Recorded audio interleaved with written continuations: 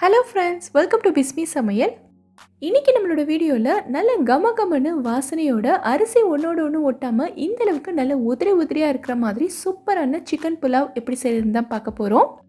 Chicken pulao பண்ணுறதுக்கு first நம்ம அரிசி ஊற வச்சிடலாம். நான் இன்றைக்கி 1/2 கிலோ அளவுக்கு பாஸ்மதி அரிசி எடுத்திருக்கேன். அரிசியை நல்லா கழுவிட்டு தண்ணி ஊற்றி இதை ஒரு 20 நிமிஷத்துக்கு நல்லா ஊற வச்சிடலாம். 20 நிமிஷம் ஊறினா தான் அரிசி நமக்கு நல்ல நீளமாக வரும்.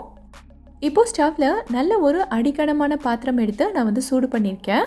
பாத்திரம் நல்ல சூடானதும் இதில் 3 டேபிள் ஸ்பூன் அளவுக்கு நெய் சேர்த்துக்கிறேன்.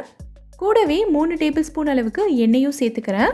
நம்ம சேர்த்து எண்ணெயும் நெய்யும் நல்லா சூடானதுக்கப்புறமா இதில் இந்த சைஸில் 4 பட்டை, 6 ஏலக்காய், கூடவே 6 கிராம்பு, 1 ஸ்டார் அனீஸ், 2 பிரியாணியில் சேர்த்து நல்லா பொரிய விட்டுருங்க. இது எல்லாமே நல்லா புரிஞ்சு இதோட ஃப்ளேவர் எல்லாமே எண்ணெயில் இறங்கினதுக்கப்புறமா நம்ம வெங்காயம் சேர்த்துக்கலாம். நான் இன்றைக்கி 3 மீடியம் சைஸ் வெங்காயம் எடுத்து நல்லா நீளமாக ஸ்லைஸ் பண்ணி வச்சுருக்கேன். இதை உள்ளே சேர்த்துக்கலாம். இப்போ இந்த வெங்காயத்தை நல்லா வதக்கிக்கலாம்.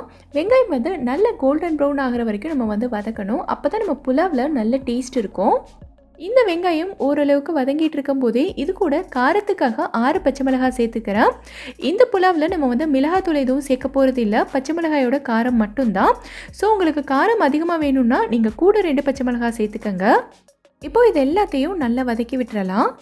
இப்போ பார்த்தீங்கன்னா நம்ம சேர்த்த வெங்காயம் பச்சை மிளகாய் எல்லாமே இந்த அளவுக்கு நல்லா வதங்கி வந்துருச்சு. இப்போ இதோட 1 டேபிள் ஸ்பூன் அளவுக்கு இஞ்சி பூண்டு விழுது சேர்த்து நல்லா வதக்கி விட்டுறலாம். இஞ்சி பூண்டு விழுதில் இருக்க பச்சை வாசனைலாம் போயிட்டு எண்ணெய் பிரிஞ்சு வர வரைக்கும் இதை நம்ம வதக்கணும். ஸ்டவ்வை கொஞ்சம் கம்மியாக வச்சு வதக்கிக்கோங்க. ஏன்னா இஞ்சி பூண்டு விழுது சேர்த்ததுக்கப்புறமா அடி பிடிக்கிறதுக்கு ஸ்டார்ட் ஆகும். இப்போ பார்த்தீங்கன்னா எல்லாமே நல்லா வதங்கிட்டு சைட்லலாம் நல்லா எண்ணெய் பிரிஞ்சு வந்திருக்கு பாருங்கள். இந்த ஸ்டேஜில் 1 கைப்பிடி அளவுக்கு கட் பண்ண மல்லி இலை, கூடவே 1 கைப்பிடி அளவுக்கு கட் பண்ண புதினா ரெண்டுத்தையும் சேர்த்து நல்லா வதக்கி விட்டுறலாம்.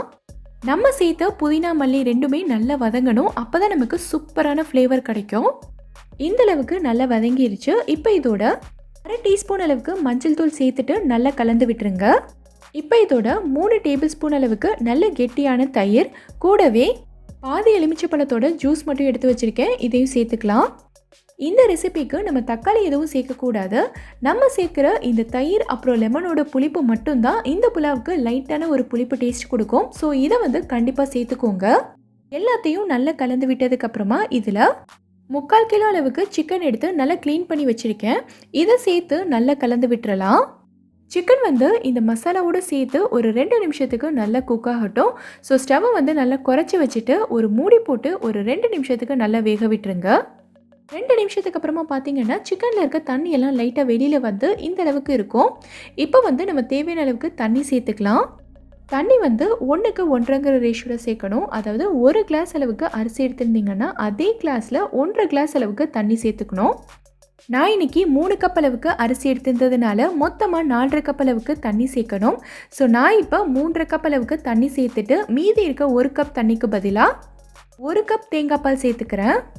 இந்த தேங்காய் பாலுக்கு பதிலாக நீங்கள் மொத்தமாக தண்ணியே சேர்க்குறதா இருந்தாலும் சேர்த்துக்கலாம். ஆனால் தேங்காய் பால் சேர்த்தோன்னா இதோட டேஸ்ட் இன்னும் சூப்பராக இருக்கும். அதுக்காக தான் நான் சேர்த்துருக்கேன்.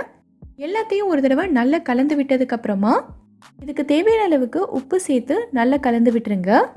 இப்போ பார்த்தீங்கன்னா தண்ணி இந்த அளவுக்கு நல்லா கொதிச்சு வந்துருச்சு. இப்போ தான் நம்ம அரிசி சேர்த்துக்கணும்.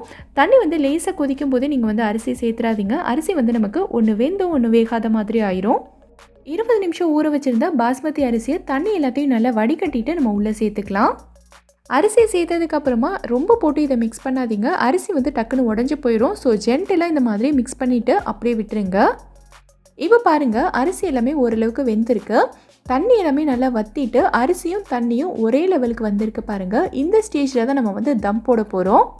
இப்போது பாத்திரத்தை மூடிட்டு மேலே இருக்க சின்ன ஹோலை ஒரு டிஷ்யூ வச்சு க்ளோஸ் பண்ணிக்கிறேன். இப்போது ஸ்டவ்வை நல்லா ஹை ஃப்ளேமில் வச்சு அடியில் ஒரு தோசைக்கல் வச்சுட்டு அதுக்கு மேலே நம்ம பாத்திரத்தை வச்சுக்கலாம். ஸ்டவ் 1 நிமிஷத்துக்கு நல்ல ஹை ஃப்ளேம்லேயே இருக்கட்டும். 1 நிமிஷத்துக்கு அப்புறமா ஸ்டவ்வை குறைச்சி நல்ல லோ ஃப்ளேமில் வச்சுட்டு ஒரு 10 நிமிஷத்துக்கு அப்படியே விட்டுருங்க. 10 நிமிஷத்துக்கு அப்புறமா ஸ்டவ் ஆஃப் பண்ணிக்கோங்க. ஸ்டவ் ஆஃப் பண்ணிவிட்டு உடனே நீங்கள் ஓப்பன் பண்ணி பார்க்க வேண்டாம். இன்னும் ஒரு 10 நிமிஷத்துக்கு இதே தம்லேயே இருக்கட்டும். இப்போ 10 நிமிஷத்துக்கு அப்புறமா நான் ஓப்பன் பண்ணி பார்க்குறேன். அரிசி எல்லாமே இந்த அளவுக்கு நல்லா குச்சி குச்சியாக நிற்கிது பாருங்கள். இப்படி இருந்தால் தான் நமக்கு அரிசி பர்ஃபெக்டாக குக் ஆகிருக்குன்னு அர்த்தம். நான் எடுத்து காட்டுறேன் பாருங்கள் எவ்வளோ சூப்பராக வந்திருக்குன்னு. அரிசி நல்ல நீல நீளமாக ஒன்றோட ஒன்று ஒட்டாமல் நல்ல உதிரி உதிரியாக வந்திருக்கு பாருங்கள். பார்க்கும்போதே உங்களுக்கு தெரியும்னு நினைக்கிறேன். சூப்பராக வந்திருக்கு. இதே மாதிரி நான் சொன்ன அளவுகளோட நான் சொன்ன பக்குவத்தில் நீங்களும் சிக்கன் புலாவ் ட்ரை பண்ணி பாருங்கள். ட்ரை பண்ணிவிட்டு எப்படி வந்ததுங்கிறத கீழே இருக்க கமெண்ட்டில் எனக்கு சொல்லுங்கள். இந்த வீடியோ பிடிச்சிருந்தா லைக் பண்ணுங்கள். உங்கள் ஃப்ரெண்ட்ஸ் உங்கள் ஃபேமிலி மெம்பர்ஸ் கூட இந்த வீடியோவை ஷேர் பண்ணுங்கள். மறக்காமல் நம்ம பிஸ்மி சமையலுக்கு சப்ஸ்கிரைப் பண்ணிவிட்டு பக்கத்தில் இருக்கக்கூடிய பெல் ஐக்கானையும் கிளிக் பண்ணி அதில் ஆல்ங்கிற ஆப்ஷனையும் செலக்ட் பண்ணுங்கள். தேங்க்யூ.